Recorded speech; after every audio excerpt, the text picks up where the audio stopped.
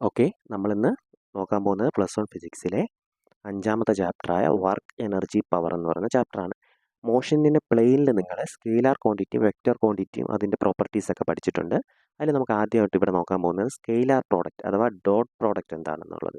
അതായത് രണ്ട് വെക്റ്റർ എയും ബിയും എന്ന് പറയുന്ന രണ്ട് വെക്റ്റർ അതിനെ മൾട്ടിപ്ലൈ ചെയ്യുമ്പോൾ നമ്മൾ യൂസ് ചെയ്യുന്ന പ്രോപ്പർട്ടിയാണ് എന്തെന്ന് പറയുന്നത് സ്കെയിലാർ പ്രോഡക്റ്റ്. ഓക്കെ, അതായത് വെക്റ്റർ എയും വെക്റ്റർ ബിയും നമ്മളിവിടെ നോക്കണം, ചിത്രത്തിൽ നോക്കണം. വെക്റ്റർ എ എന്ന് പറയുന്ന വെക്റ്ററും അതുപോലെ തന്നെ ബി എന്ന് പറയുന്ന വെക്റ്ററും തീറ്റ ഡിഗ്രിയിൽ ആംഗിളിലാണെങ്കിൽ ഇവ മൾട്ടിപ്പിൾ ചെയ്യുമ്പോൾ, അതായത് സ്കെയിലാർ പ്രോഡക്റ്റ് ആണെങ്കിൽ A dot B is equal to A B cos theta ആയിരിക്കും. സ്കെയിലാർ പ്രോഡക്റ്റ് ആണെങ്കിൽ എ ഡോട്ട് ബി എന്ന് പറഞ്ഞാൽ എന്തായിരിക്കും? A B magnitude of the vector and cosine of the angle between them. Okay, അതായത് എന്താണ് scalar product എന്ന് പറഞ്ഞാൽ, അതായത് ഇപ്പം നമ്മൾ എടുക്കുക രണ്ട് വെക്റ്റർ എ എന്ന് പറയുന്ന വെക്റ്റർ അതുപോലെ തന്നെ ബി എന്ന് പറയുന്ന വേറൊരു വെക്റ്റർ, ഇത് മൾട്ടിപ്ലൈ ചെയ്യുമ്പോൾ നമുക്ക് കിട്ടുന്നത് സി എന്ന് പറയുന്ന മറ്റൊരു ക്വാണ്ടിറ്റി ആയിരിക്കും. ഈ ക്വാണ്ടിറ്റി സ്കെയിലാർ ക്വാണ്ടിറ്റി ആണെങ്കിൽ നമ്മൾ വിളിക്കുന്ന പേരാണ് സ്കെയിലാർ പ്രോഡക്റ്റ്. ഓക്കെ, ഇനി ഇത് ചിലപ്പോൾ എന്താവാം വെക്റ്റർ ക്വാണ്ടിറ്റി ആവും. അങ്ങനെയാണെങ്കിൽ അതിനെ നമ്മൾ വിളിക്കുന്ന പേര് വെക്റ്റർ പ്രോഡക്റ്റ് എന്നാണ്. നമുക്ക് ഈ ചാപ്റ്ററിൽ വെക്റ്റർ പ്രോഡക്റ്റ് പഠിക്കാനില്ല, സ്കെയിലാർ പ്രോഡക്റ്റ് അല്ലെങ്കിൽ ഡോട്ട് പ്രോഡക്റ്റ് മാത്രമേ പഠിക്കാനുള്ളൂ. അപ്പോൾ രണ്ട് വെക്റ്റേഴ്സ് മൾട്ടിപ്ലൈ ചെയ്യുമ്പോൾ നമുക്ക് കിട്ടുന്ന ക്വാണ്ടിറ്റി സ്കെയിലാർ ക്വാണ്ടിറ്റി ആണെങ്കിൽ അത്തരം ഇതിനെ നമ്മൾ പറയുന്ന പേരാണ് സ്കെയിലാർ പ്രോഡക്റ്റ്. ഇതിൻ്റെ ഇക്വേഷൻ എന്ന് പറഞ്ഞാൽ A dot B is equal to A B cos theta ആയിരിക്കും. ഇതിന് കുറച്ച് പ്രോപ്പർട്ടീസ് ഉണ്ട്. നമുക്ക് ഈ ചാപ്റ്ററിൽ പോകുന്ന വഴിക്ക് പ്രോബ്ലം ഒക്കെ ചെയ്യാൻ വരും. അപ്പോൾ ഈ പ്രോപ്പർട്ടീസ് നന്നായിട്ട് അറിഞ്ഞാൽ മാത്രമേ നമുക്ക് എന്ത് ചെയ്യാൻ പറ്റുള്ളൂ, പ്രോബ്ലംസ് ക്ലിയർ ചെയ്യാൻ സാധിക്കുള്ളൂ. Okay, first A dot B is equal to B dot A. അതായത് രണ്ട് വെക്ടർ എയും ബി എന്ന് പറഞ്ഞ രണ്ട് വെക്ടർ എ ഡോട്ട് ബിക്ക് ഈക്വൽ ആയിരിക്കും ബി ഡോട്ട്. എക്സാമ്പിൾ പറഞ്ഞാൽ 2 × 3 ഈക്വൽ ആയിരിക്കും 3 × 2. രണ്ടിൻ്റെ ആൻസർ എന്താണ്? 6ആണ്. ശരിയല്ലേ? അതായത് എങ്ങനെ തിരിച്ചിട്ട് ഗുണിച്ചാലും നമുക്ക് കിട്ടുന്ന എന്തായിരിക്കും? സെയിം ആയിരിക്കും. ഇനി രണ്ടാമത്തെ പ്രോപ്പർട്ടി എ ഡോട്ട് ബി എന്ന് പറഞ്ഞാൽ എന്തിന് ഈക്വൽ ആയിരിക്കും? എ സ്ക്വയറിന് ഈക്വൽ ആയിരിക്കും. അതായത് 3 × 3 വെക്ടർ 3 × വെക്ടർ 3 ആൻസർ എന്തായിരിക്കും? 3ൻ്റെ സ്ക്വയർ ആയിരിക്കും. അതുപോലെ എ ഡോട്ട് ബി എന്ന് പറഞ്ഞാൽ എന്തിന് ഈക്വൽ ആയിരിക്കും? എ സ്ക്വയറിന് ഈക്വൽ ആയിരിക്കും. ഓക്കെ, ഇനി നമുക്ക് നോക്കാനുള്ളത് മൂന്നാമത്തെ പ്രോപ്പർട്ടി. ഇത് യൂണിറ്റ് വെക്ടറിൻ്റെ പ്രോപ്പർട്ടിയാണ്. എന്താണ് യൂണിറ്റ് വെക്ടർ എന്ന് നിങ്ങൾക്കറിയാം. അതായത് നമുക്ക് 3 ആക്സിസ് ആണ് പ്രധാനമായിട്ടും പരിഗണിക്കുന്നത്, എക്സ് വൈ ഇസഡ്. എക്സ് ആക്സിസിൻ്റെ യൂണിറ്റ് വെക്ടറിനെ നമ്മൾ ഐ ക്യാപ്പ് എന്ന് പറഞ്ഞ ലെറ്ററും വൈ ആക്സിസിൻ്റെ യൂണിറ്റ് വെക്ടറിനെ നമ്മൾ ജെ ക്യാപ്പും ഇസഡ് ആക്സിസിൻ്റെ യൂണിറ്റ് വെക്ടറിനെ നമ്മൾ കെ ക്യാപ്പും കൊണ്ടാണ് സൂചിപ്പിക്കുന്നത്. ശരിയല്ലേ? എക്സ് ആക്സിസിൽ ഐ ക്യാപ്പ്, വൈ ആക്സിസിന് ജെ ക്യാപ്പ്, ഇസഡ് ആക്സിസിൻ്റെ യൂണിറ്റ് വെക്ടർ കെ ക്യാപ്പ്. അങ്ങനെയാണ് ഇതിൻ്റെ പ്രോപ്പർട്ടി ഡോട്ട് പ്രോഡക്റ്റിൽ വരുമ്പം I dot I is equal to J dot J equal to K dot K. Answer എന്തായിരിക്കും? 1 ആയിരിക്കും. എവിടെ നമ്മൾ മൾട്ടിപ്ലൈ ചെയ്യുമ്പോഴും ഐ ഡോട്ട് ഐയോ ജെ ഡോട്ട് ജെയോ കെ ഡോട്ട് കെയോ വന്ന ആൻസർ എത്രയായിരിക്കും? 1 ആയിരിക്കും. കൺസെപ്റ്റ് ഓക്കെ ആണല്ലോ? ഇനി അതുപോലെ തന്നെ ഐ ഡോട്ട് ജെ അല്ലെങ്കിൽ ജെ ഡോട്ട് കെ അല്ലെങ്കിൽ കെ ഡോട്ട് ഐ ഇത് തിരിച്ച് വന്നാലും ആൻസർ എന്തായിരിക്കും? 0 ആയിരിക്കും. അതായത് സെയിം യൂണിറ്റ് വെക്ടറിനെല്ലാം ഡോട്ട് പ്രോഡക്റ്റ് 1 ആയിരിക്കും, ഡിഫറൻറ്റ് യൂണിറ്റ് വെക്ടറിനെല്ലാം ഡോട്ട് പ്രോഡക്റ്റ് ആൻസർ എന്തായിരിക്കും? 0. അപ്പോൾ ഇത്രയും പ്രോപ്പർട്ടീസ് നമുക്ക് നോക്കണം. ഓക്കെ, ഇനി നമുക്ക് ഈ ചാപ്റ്ററിലെ ഫസ്റ്റ് ടോപ്പിക്കായ വർക്ക് എന്താണെന്ന് നോക്കാം. വർക്ക് എന്ന് പറഞ്ഞാൽ ഇത്രയേ ഉള്ളൂ. Work is the product of force and displacement. അപ്പോൾ നമ്മളിവിടെ ഒരു വസ്തു ഇരിക്കുന്നത് വിചാരിക്കുക. ഓക്കെ, ഇവിടെ ഒരു കല്ലിരിപ്പുണ്ട്. ഞാൻ അതിന്മേൽ എഫ് എന്ന് പറയുന്ന ഫോഴ്സ് കൊടുത്തു. ഇത് ഡി എന്ന് പറയുന്ന ഡിസ്പ്ലേസ്മെൻറ്റ്, ഇതിന് മൂവ്മെൻറ്റ് ഉണ്ടായെങ്കിൽ ഇവിടെ എന്ത് നടന്നെന്ന് പറയാം? വർക്ക് നടന്നെന്ന് പറയാം. കൺസെപ്റ്റ് ഓക്കെ ആണല്ലോ? ഒരു വസ്തുമേൽ ഫോഴ്സ് കൊടുക്കുമ്പോൾ അതിന് ഡിസ്പ്ലേസ്മെൻറ്റ് ഉണ്ടാവുന്നെങ്കിൽ അവിടെ എന്ത് നടന്നെന്ന് പറയാം? വർക്ക് നടന്നെന്ന് പറയാം. അങ്ങനെയാണെങ്കിൽ വർക്കിൻ്റെ ഇക്വേഷൻ എന്തായിരിക്കും? ഡോട്ട് പ്രോഡക്റ്റ് അല്ലേ? എഫ് ഡോട്ട് ഡി ആണ്. അതിനെ നമുക്ക് എന്ത് എഴുതാം? എഫ് ഡി കോസ് തീറ്റ എന്ന് എഴുതാം. കൺസെപ്റ്റ് ഓക്കെ ആണോ? F D cos theta. Okay, work എന്ന് പറഞ്ഞാൽ സിമ്പിളായിട്ട് പറഞ്ഞാൽ അതിൻ്റെ ഡെഫിനിഷൻ എന്താണ്? It is the product of displacement and magnet. Product of displacement and force is called work. Concept okay ആണല്ലോ? ഓക്കെ, ഈ വർക്കിനെ അതിൻ്റെ സ്വഭാവം അനുസരിച്ച് 3 ആയിട്ട് തരംതിരിക്കാം. അതായത് എഫ് ഡി കോസ് തീറ്റയിലെ ഫസ്റ്റ് കേസ് 1. ഓക്കെ, ഇവിടെ തീറ്റ എത്ര ഡിഗ്രി ആയിരിക്കും? തീറ്റ 0 ഡിഗ്രി. തീറ്റ 0 ഡിഗ്രി ആണെങ്കിൽ വർക്കിൻ്റെ ഇക്വേഷൻ എന്തായിരിക്കും? Work W is equal to F D cos 0 ആയിരിക്കും. F D cos 0. കോസ് 0യുടെ വാല്യൂ 1 ആണ്. അങ്ങനെ work W is equal to എന്തായിരിക്കും? എഫ് ഡി ആയിരിക്കും. ശരിയല്ലേ? ഇത്തരം വർക്കിനെ നമ്മൾ വിളിക്കുന്ന പേരാണ് positive work.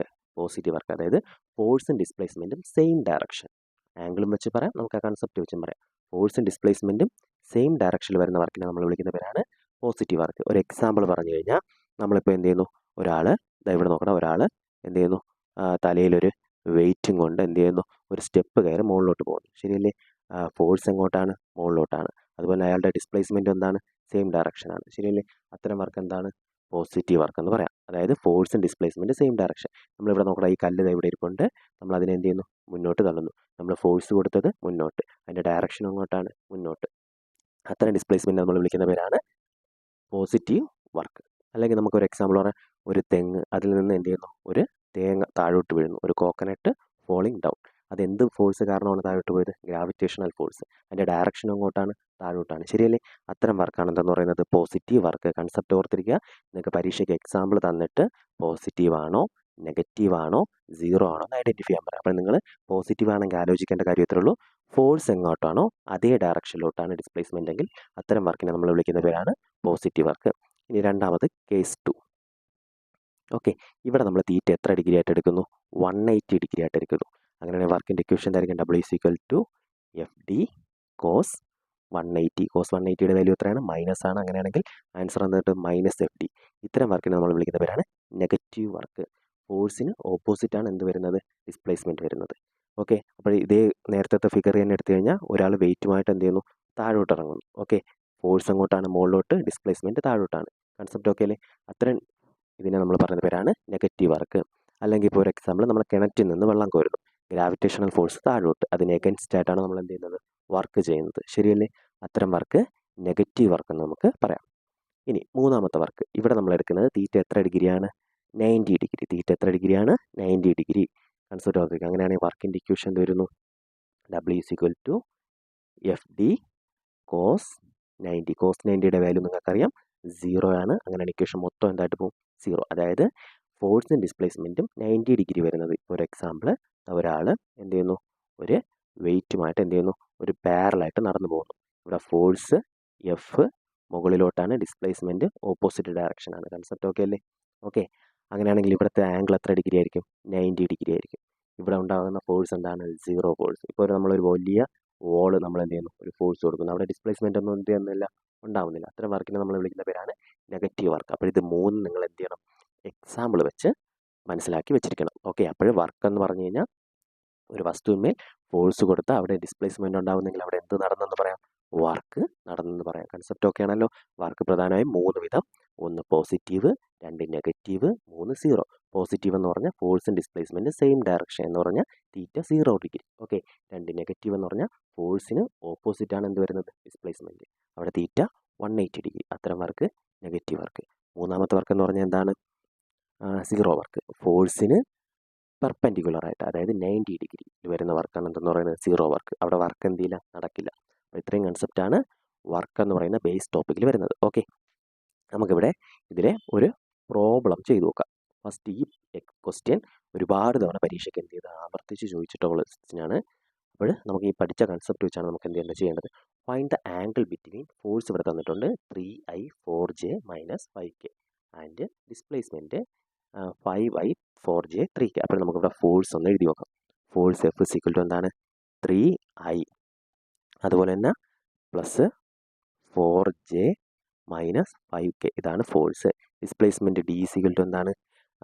5I plus 4J plus 3K. നമുക്കിവിടെ കണ്ടുപിടിക്കേണ്ട എന്താണ്? ആംഗിളാണ് കണ്ടുപിടിക്കുന്നത്. നമുക്കറിയാം വർക്കിൻ്റെ ഇക്വേഷൻ W = എന്താണ്? F.D. F.D = എന്താണ്? FD cos തീറ്റ. കൺസെപ്റ്റ് ഓക്കെ അല്ലേ? ഇതിൽ നിന്ന് തീറ്റയാണ് കണ്ടുപിടിക്കേണ്ടത്. തീറ്റ കണ്ടുപിടിക്കണമെങ്കിൽ cos തീറ്റ = എന്ത് വരുന്നു? F.D / FD. അപ്പോൾ നമ്മൾ ആദ്യം കണ്ടുപിടിക്കേണ്ടത് F.D ആണ്. രണ്ടാമത് കണ്ടുപിടിക്കേണ്ടത് FD. അങ്ങനെ കണ്ടുപിടിച്ചാൽ നമുക്ക് ഇവിടെ എന്ത് കിട്ടും? ആംഗിൾ കിട്ടും. ഓക്കെ, ഇവിടെ ഫസ്റ്റ് F.D കണ്ടുപിടിക്കാം. ഇവിടെ എഫിൻ്റെ വാല്യൂ എത്രയാണ്? 3I plus 4J - 5K. Dot കൊടുക്കുക. അതുപോലെ എഴുതുക. എന്താണ്? 5I plus 4J plus 3K. നിങ്ങൾക്ക് ഇവിടെ ഒരു ഷോർട്ട് കട്ട് ഞാൻ പറഞ്ഞുതരാം. അതായത് നമ്മൾ സാധാരണ 3I വെച്ച് ഇതിനെ മൊത്തം ഗുണിക്കണം, 4J വെച്ച് മൊത്തം ഗുണിക്കണം, -5K വെച്ച് മൊത്തം ഗുണിക്കണം. അങ്ങനെ ഗുണിക്കേണ്ട ആവശ്യമില്ല. നമ്മളൊരു പ്രോപ്പർട്ടി പഠിച്ചു. അതായത് സെയിം യൂണിറ്റ് വെക്ടറിനെല്ലാം 1 ആയിരിക്കും, അല്ലാത്തതിനെല്ലാം എന്ത് വരും? 0 വരും. അങ്ങനെയാണെങ്കിൽ ഇവിടെ ഐക്ക് I വരുന്ന ടേം മാത്രം വെച്ച് ഇൻറ്റു ചെയ്യുക, ജെക്ക് ജെയുടെ ടേം മാത്രം വെച്ച് ഇൻറ്റു ചെയ്യുക, കെക്ക് കെയുടെ ടേം മാത്രം വെച്ച് ഇൻറ്റു ചെയ്യുക. അപ്പോൾ നമ്മുടെ ഇക്വേഷൻ എങ്ങനെ വരും? 3 × ഓക്കെ, അപ്പുറത്തെ ഐയുടെ വാല്യൂ എത്രയാണ്? 5. അപ്പോൾ 3 ഇൻറ്റു 5 പ്ലസ് അതുപോലെ കൊടുത്തു 4 ഇൻറ്റു 4. ഓക്കെ, അടുത്ത് പ്ലസ് അതുപോലെ കൊടുത്തു. ഇവിടെ -5 ഇൻറ്റു കെയുടെ വാല്യൂ -5 ഇൻറ്റു അതുപോലെ ഇവിടെ എത്രയാണ്? 3. ഓക്കെ, അപ്പോൾ നമ്മുടെ ഇക്വേഷൻ എങ്ങനെ കിട്ടുന്നു? F dot D is equal to എത്ര കിട്ടും പറഞ്ഞേടാ? 3 ഇൻറ്റു 5 15 പ്ലസ് 4 ഇൻറ്റു 4 16 -15 പ്ലസ് 15 -15 വെട്ടിപ്പോയി ആൻസർ 16 യൂണിറ്റ് എന്ന് കിട്ടും. ഓക്കെ, അതായത് എഫ് ഡോട്ട് ഡി കിട്ടി. നമുക്ക് എഫ് ഡോട്ട് ഡി എത്രയെന്ന് കിട്ടി? 16 യൂണിറ്റ്. ഇനി നമുക്ക് എഫും ഡിയും കണ്ടുപിടിക്കണം. എഫ് എന്ന് പറഞ്ഞാൽ വെക്റ്ററാണ്. എഫ് കണ്ടുപിടിക്കാനുള്ള ഇക്വേഷൻ ഞാൻ പറഞ്ഞുതരാം. നമ്മൾ മോഷനിനെ പ്ലെയിനിൽ പഠിച്ചതാണ്. A X square plus A Y square plus A Z square. ഇതാണ് ഒരു വെക്റ്ററിൻ്റെ വാല്യൂ കണ്ടുപിടിക്കാനുള്ള ഇക്വേഷൻ. അതായത് എക്സിനോട് വരുന്ന ടേമിൻ്റെ സ്ക്വയർ പ്ലസ് വൈയോട് വരുന്ന ടേമിൻ്റെ സ്ക്വയർ പ്ലസ് ഇസഡോട് വരുന്ന ടേമിൻ്റെ സ്ക്വയർ. അപ്പോൾ വെക്റ്റർ എഫ് കണ്ടുപിടിക്കാൻ നോക്കാം. എങ്ങനെ കിട്ടും? ഇവിടെ നോക്കടാ, എഫ് എന്ന് പറഞ്ഞാൽ ഇവിടെ എക്സിനോട് വരുന്ന 3i, അപ്പോൾ 3ൻ്റെ സ്ക്വയർ സിമ്പിളാണ്. പ്ലസ് ജെയുടെ വൈയുടെ സ്ക്വയർ എത്രയാണ്? 4ൻ്റെ സ്ക്വയർ പ്ലസ് -5ൻ്റെ സ്ക്വയർ. ശരിയല്ലേ? -5ൻ്റെ സ്ക്വയർ. ഇത് ആൻസർ √50 എന്ന് കിട്ടും. കൺസെപ്റ്റ് ഓക്കെ ആണല്ലോ? ഓക്കെ, ഇനി അതുപോലെ തന്നെ ഡിയും കണ്ടുപിടിക്കാം. വെക്റ്റർ ഡിയും കണ്ടുപിടിക്കുമ്പോൾ ഇതേ സെയിം ആൻസർ തന്നെ ആയിരിക്കും വരുന്നത്. ഓക്കെ, ഇവിടെ എത്ര വരും? 5ൻ്റെ സ്ക്വയർ പ്ലസ് 4ൻ്റെ സ്ക്വയർ പ്ലസ് 3ൻ്റെ സ്ക്വയർ. ഇതും എത്ര കിട്ടുന്നു? √50 കിട്ടുന്നു. അപ്പോൾ നമുക്ക് എഫും ഡിയും കിട്ടി. ഇനി നമുക്ക് എന്ത് കണ്ടുപിടിക്കണം? കോസ് തീറ്റ കണ്ടുപിടിക്കാനുള്ള ഇക്വേഷൻ നമ്മളിവിടെ എഴുതി വെച്ചിട്ടുണ്ട്. F dot D divided by F D. F dot D കിട്ടിയത് 16 ഡിവൈഡഡ് ബൈ എഫ് ഡി എന്ന് പറയുമ്പോൾ എഫിൻ്റെ വാല്യൂ √50 ഇൻറ്റു √50 നമ്മൾ പഠിച്ചിട്ടുണ്ട്. √2 ഇൻറ്റു √2 ആൻസർ എത്രയാണ്? 2 ആണ്. അല്ലെങ്കിൽ √x ഇൻറ്റു √x ആൻസർ എത്രയാണ്? x ആണ്. അങ്ങനെ നമുക്ക് ഇവിടെ എഴുതാം 16/50 എന്ന് എഴുതാം. ആൻസർ 0.32 എന്ന് നമുക്ക് കിട്ടും. നമുക്കിവിടെ കോസ് തീറ്റയാണ് കിട്ടിയത്. നമ്മളോട് ചോദിച്ചത് ആംഗിളാണ് ചോദിച്ചത്. ശരിയല്ലേ? Angle theta is equal to cos inverse 0.32 എഴുതിയാൽ മതി. ഇവിടെ ഇൻറ്റു ഇരിക്കുന്ന കോസ് ഇപ്പുറത്ത് വരുമ്പോൾ ഇൻവേഴ്സ് ആവും. ഇതാണ് ഇതിൻ്റെ ആൻസർ. കൺസെപ്റ്റ് ഓക്കെ ആണെന്ന് വിശ്വസിക്കുന്നു. ഓക്കെ, ഇനി നമുക്ക് അടുത്ത ടോപ്പിക് എന്ന് പറഞ്ഞാൽ വർക്ക് എനർജി തിയറം. വളരെ ഇമ്പോർട്ടൻ്റ് ആണ്. എക്സാമിന് 3 മാർക്കിന് സ്ഥിരം ചോദിക്കുന്ന ക്വസ്റ്റ്യനാണ്. കഴിഞ്ഞ വർഷം ഈ ക്വസ്റ്റ്യൻ്റെ ഉണ്ടായിരുന്നു. ഓക്കെ, അപ്പോൾ വർക്ക് എനർജി തിയറം പറയുന്നത് ഇത്രയേ ഉള്ളൂ. It states that the changing kinetic energy of a particle equal to the work done by the net force. Net force ചെയ്ത വർക്ക് ഡൺ എന്ന് പറഞ്ഞാൽ എന്തിന് ഈക്വൽ ആയിരിക്കും?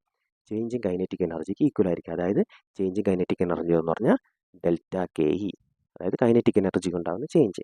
It is equal to work done. ഇതാണ് നമ്മൾ എന്ത് പറയുന്നത്? വർക്ക് എനർജി തിയറം പറയുന്നത്.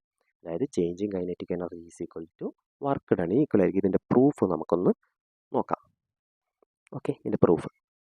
അതിനുവേണ്ടി നമ്മൾ എടുക്കുന്നത് കൈനമാറ്റിക് ഇക്വേഷനിലെ v² is equal to u² plus 2as എന്ന് പറയുന്ന ഇക്വേഷനാണ്. ഓക്കെ, നമ്മളെടുത്ത ഇക്വേഷൻ ഏതാണ്? v² is equal to u² plus 2as. ഇതിൽ ഈ പ്ലസ് u² ഇപ്പുറത്ത് വരുമ്പോൾ എന്താവും? മൈനസ് ആവും. അങ്ങനെയാണ് നമ്മുടെ ഇക്വേഷൻ എന്തെന്ന് കിട്ടുന്നു? v² minus u² is equal to 2as എന്ന് കിട്ടുന്നു. വളരെ സിമ്പിളാണ്. നമ്മളെടുത്ത equation v² is equal to u² plus 2as plus u² ഇപ്പുറത്ത് വരുമ്പോൾ എന്താവും? മൈനസ് ആവും. ശരിയല്ലേടാ? ഇനി ഈ ഇക്വേഷനെ ത്രൂ ആയിട്ടായിട്ട് നമ്മളൊരു ഹാഫ് എം വെച്ച് ഇൻറ്റു ചെയ്യുന്നു. ഇക്വേഷനെ ത്രൂ ആയിട്ടായിട്ട് എന്ത് വെച്ച് ഇൻറ്റു ചെയ്യുന്നു? ഹാഫ് എം വെച്ച് ഇൻറ്റു ചെയ്യുന്നു. Okay, multiply by half M. അങ്ങനെയാണ് നമ്മുടെ ഇക്വേഷൻ എങ്ങനെ കിട്ടും? ഇവിടെ അങ്ങനെ ഒരു ഹാഫ് v² ആകുമ്പോൾ അങ്ങനെ ഒരു M into v², half M v² minus ഇവിടെ എങ്ങനെ ഒരു half M u² which is equal to ഇപ്പുറത്ത് അങ്ങനെ ഒരു ഹാഫ് എം ഇൻറ്റു 2as. ഇവിടുത്തെ 2 2 എന്ത് ചെയ്തു? വെട്ടിപ്പോയി. ഇനി നമുക്ക് ഇവിടെ എഴുതാം ഹാഫ് എം v² എന്ന് പറഞ്ഞാൽ എന്തിൻ്റെ ഇക്വേഷനാണ്? കൈനറ്റിക് എനർജിയുടെ ഇക്വേഷൻ അല്ലേ? അപ്പോൾ വി എന്ന് പറഞ്ഞാൽ ഫൈനൽ വെലോസിറ്റിയും യു എന്ന് പറഞ്ഞാൽ ഇനിഷ്യൽ വെലോസിറ്റി. അതായത് സ്റ്റാർട്ട് ചെയ്യുമ്പോൾ ഉള്ള വെലോസിറ്റിയാണ് ഇനിഷ്യൽ വെലോസിറ്റി, അവസാനിക്കുമ്പോൾ ഉള്ള വെലോസിറ്റിയാണ് ഫൈനൽ വെലോസിറ്റി. അങ്ങനെയാണെങ്കിൽ ഇതെന്ന് പറഞ്ഞാൽ എന്തായിരിക്കും? ഫൈനൽ കൈനറ്റിക് എനർജി എന്നും ഇതിനെ നമുക്ക് എന്തെന്ന് എടുക്കാം? ഇനിഷ്യൽ കൈനറ്റിക് എനർജി എന്നും എടുക്കാം. അങ്ങനെയാണെങ്കിൽ നമുക്ക് ഹാഫ് എം v² എങ്ങനെ എഴുതാം? KE final minus half M u² നമുക്ക് എങ്ങനെ എഴുതാം? KE ഇനീഷ്യൽ എന്നും എടുക്കാം. കൺസെപ്റ്റ് ഓക്കെ ആണോ? ഇവിടെ നോക്കടാ, എം ഇൻറ്റു എ എന്ന് പറഞ്ഞാൽ മാസ് ഇൻറ്റു ആക്സിലറേഷൻ ഫോഴ്സ് ആണ്, ഇൻറ്റു എസ് എന്ന് പറഞ്ഞാൽ displacement F dot S. Okay, ഇനിയാണ് നമ്മുടെ കൺസെപ്റ്റിലോട്ട് പോകുന്നത്. കൈനറ്റിക് എനർജിയിൽ നിന്ന് കൈനറ്റിക് എനർജി കുറക്കുന്നു. ഫൈനൽ കൈനറ്റിക് എനർജിയിൽ നിന്ന് കൈനറ്റിക് എനർജി കുറച്ചാൽ കിട്ടുന്നത് എന്തായിരിക്കും? ΔK അഥവാ change in kinetic energy. Kinetic എനർജിക്ക് ഉണ്ടാകുന്ന മാറ്റം അഥവാ ചേഞ്ച് ഇൻ കൈനറ്റിക് എനർജി ആയിരിക്കും. ശരിയല്ലേ? അതുപോലെ തന്നെ ഫോഴ്സ് ഇൻറ്റു ഡിസ്പ്ലേസ്മെൻറ്റ് എന്ന് പറഞ്ഞാൽ എന്താണ്? വർക്ക് അല്ലേടാ? ഇതല്ലേടാ നമ്മുടെ work energy theorem. Concept okay ആണോ? ചേഞ്ചിങ് കൈനറ്റിക് എനർജി എന്തിന് ഈക്വലാണ്? വർക്കിന് ഈക്വലാണ്. ഓക്കെ.